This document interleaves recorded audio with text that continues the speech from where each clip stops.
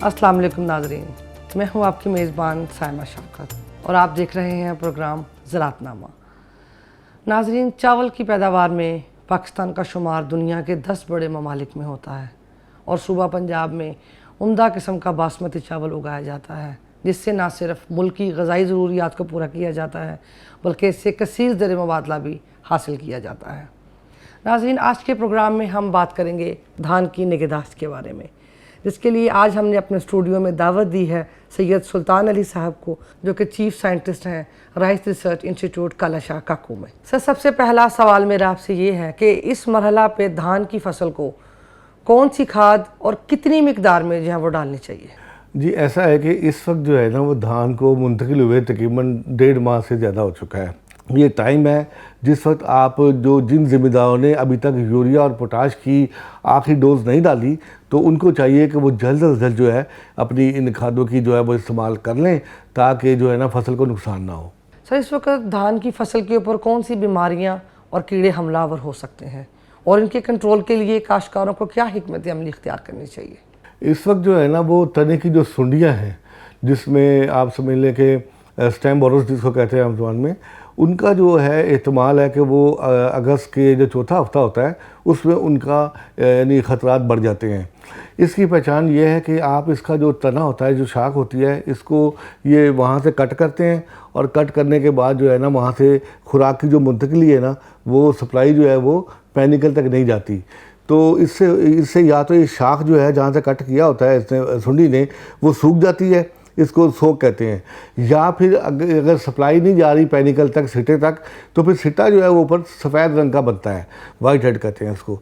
तो उससे क्या होता है कि उसमें दाना नहीं बनता, और दाना नहीं बनेगा तो इसका मतलब आपकी पैदावार कम हो जाएगी। इसलिए बड़ा ज़रूरी है कि आप अपनी फसल का मुआयना करते रहें, और अगर आप समझते हैं कि जो इसके परवाने हैं तने की सुंडियों के, वो उस वक्त 8 से 10 परवाने जो है ना वो इस वक्त मौजूद हैं रात के वक्त, तो आप उसको जो है ना फ़ौरी तौर पे कांटे या महकमा ज़राअत की कोई भी मंजूरशुदा दवाई जो है उसका इस्तेमाल करें, ताकि इससे इसका तदारुक किया जा सके।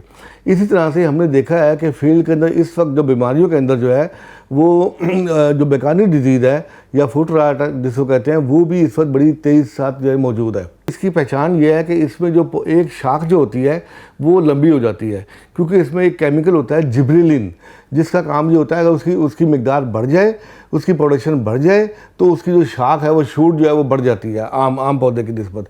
तो इससे ये होता है कि ये पौधा बाद में बढ़ने के साथ साथ आहिस्ता आहिस्ता अपनी कह ले कि वो रंगत खोता है, सब्ज़ी माइल से लाइट सब्ज़ी माइल होता है, फिर भूरा हो जाता है और सूख के वो मर जाता है, तो खुराक नहीं बनती। इसी तरह से अगर ये बढ़े ना, इसकी दूसरी शक्ल ये होती है कि बाद में उसका पत्ता लंबा नहीं होता, लेकिन जो उसकी जड़ें हैं वो गल सड़ जाती हैं, उसे कहते हैं रूट राट डिजीज़। तो वो आप जब देखेंगे कि भाई पौधा बढ़ नहीं रहा, सूख रहा है, तो ये क्या वजह है, तो जब उसकी जड़ें आप उखाड़ के देखेंगे तो आपको उसमें जड़ें उसकी काली नज़र आएंगी। इसका मतलब है कि जड़ें अब काम नहीं कर सकती, ये जो खुराक ज़मीन से जड़ों ने लेनी होती है वो उसको अब्जॉर्ब करने के काबिल नहीं रही, तो वो पौधा सूख के मर जाता है। अब आपने करना यह है कि आपने इस तरह के जो पौधे नज़र आते हैं आपको, उनको आपने निकाल के तल्फ कर देना है, ठीक है। और इस खेत का जो पानी है वो दूसरे खेत में नहीं जाना चाहिए। सर, इस मरहला पर धान की फसल की आबपाशी के बारे में काश्तकारों को थोड़ा आगाह कीजिएगा। इसकी तकरीबन 3 स्टेजेस ऐसी हैं जो बड़ी सेंसिटिव स्टेजेस होती हैं पानी के लिहाज से। उस मौके के ऊपर पानी का होना ज़रूरी है, बाकी आप इसको वतर का पानी लगाएं। अब वो तीन स्टेजेस कौन सी हैं? उनमें है कि जैसे आप मुंतकली करते हैं ना, तो मुंतकली का जो पहला हफ्ता होता है उसके अंदर पानी खड़ा होना 2-2.5 इंच बड़ा ज़रूरी है, क्योंकि उस वक्त पानी पौधे ने स्टैंड करना होता है। इसके बाद जब तकरीबन 40-45 दिन हो जाते हैं, फसल अपना झाड़ बना चुकी होती है सारा, तो उसका अगला मरहला जो है जिसे रिप्रोडक्टिव स्टेज कहते हैं, वो शुरू हो जाता है 45-50 दिन के बाद। वो जो स्टेज है उस वक्त चूँकि अंदर सिटा बनने का अमल शुरू होता है, तो पानी वहाँ पे होना बहुत ज़रूरी है। इस स्टेज के ऊपर आपने पानी भी खड़ा रखना है 2-2.5 इंच, और खाद जो है वो पोटाश या यूरिया जो है वो उसका भी कह लें कि 1/3 आपने वहाँ पे डालना है। तो ये इसके बाद जो आखिरी स्टेज है पानी के लिहाज से, वो गोब की स्टेज आती है या निसरने की स्टेज आती है। तो इन 3 स्टेजों के ऊपर आप पानी 2-2.5 इंच खड़ा ज़रूर रखें। जो बाकी फसल का दौरानिया है उसमें सिर्फ वतर का पानी रखें।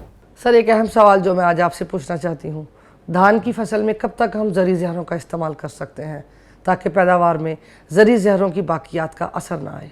जी, ये भी आपका बड़ा रेलेवेंट क्वेश्चन है, क्योंकि धान जो है वो एक एक्सपोर्टेबल कमोडिटी है। और आपको ये जानकर खुशी होगी कि 2022 में हमने इससे 2.5 बिलियन डॉलर्स जो हैं वो हमने इससे एज ए फॉरेन एक्सचेंज कमाए हैं। और हमारा राइस तकरीबन 9 मिलियन टन जो हम प्रोड्यूस करते हैं उसका 50% तकरीबन 4.8 मिलियन टन हम एक्सपोर्ट कर देते हैं। तो ये हमारे लिए इतनी अहम क्रॉप है। तो लेकिन अब देखने में ये आया कि हमारी कुछ कंसाइनमेंट्स जो हैं वो यूरोपीय यूनियन से जो है ना वो बैन होके या जो है ना वो वापस आई हैं। उसकी वजह क्या है? उसकी वजह यह है कि हम जब जहरों का इस्तेमाल अपने महकमा की सिफारिश करदा मिकदार और जो टाइम बताया हुआ होता है उसके मुताबिक जब हम नहीं करते तो फिर उसकी जो बाकियात हैं जहरों की वो दाने के अंदर मुंतकिल हो जाती हैं। इसलिए पोस्ट हार्वेस्ट इंडेक्स जब भी आप कोई ये जहर ख़रीदें तो लेबल के ऊपर लिखा होता है। अब हर लेबल के ऊपर लिखा होता है कि भाई इतने दिन आपने इसका वक्फा ज़रूर रखना है।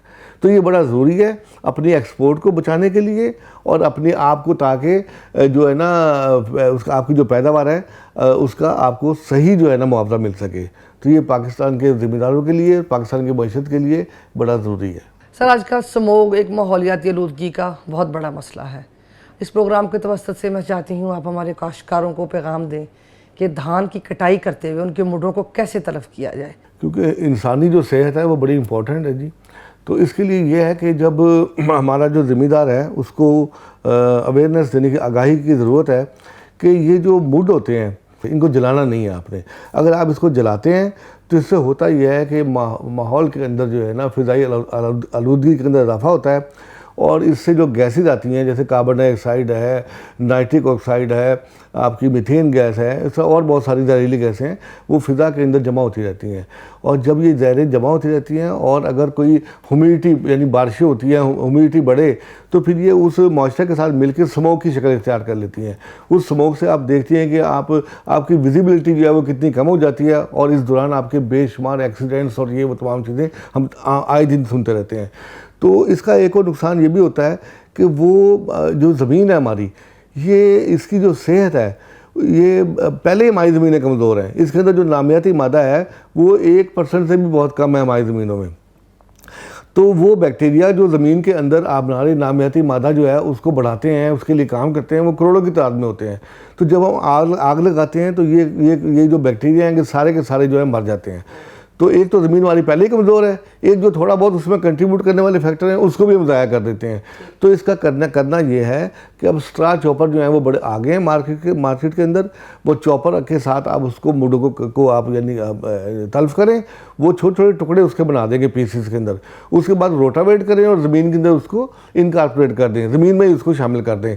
उससे होगा ये कि वो अंदर ही गल सड़ के आपका जो नामियाती मादा है जो कि कम से कम 5% तक होना चाहिए और हमारी ज़मीनों में 1% से भी कम है, वो आहिस्ता आहिस्ता अगर हम इस अमल को जारी रखेंगे तो इससे आहिस्ता आहिस्ता वो बढ़ेगा और वो हमारी 1% से ज़्यादा होगा और उससे हमारी ज़मीन की सेहत बेहतर होगी, उससे हमारी जो फसल है वो बेहतर हो जाएगी।